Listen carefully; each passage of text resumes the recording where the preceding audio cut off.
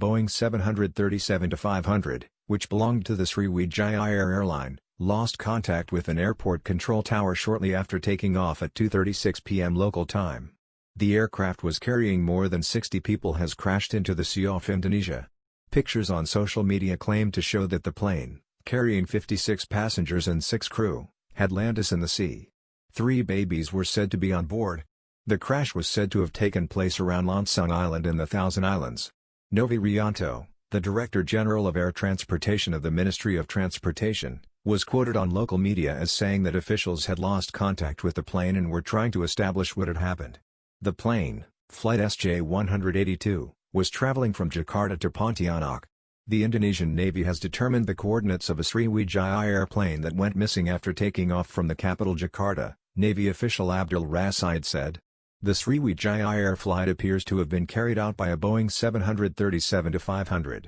This plane formed part of the 737 Classic series, the second generation of 737, which was built during the 1980s and 1990s. The plane, seen as a workhorse aircraft for many years, has a strong safety record. The Sriwijaya Air 737 was 26 years old. While airlines do tend to prefer to fly newer aircraft, because they have lower running costs, it is not uncommon to find planes of this age still in service. Indonesia, though, has a relatively poor record on aviation safety. For more than a decade, carriers from the region were banned from flying into the EU.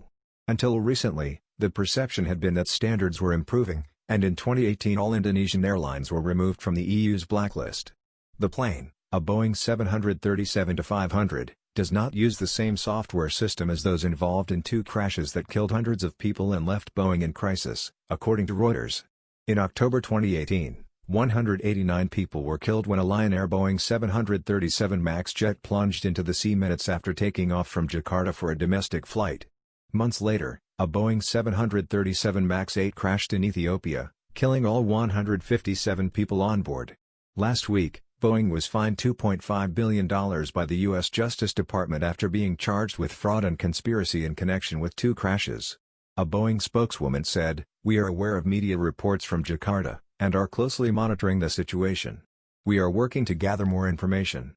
Indonesia, the world's largest archipelago nation, has also been criticized for poor safety standards within its aviation industry, which has been plagued by accidents.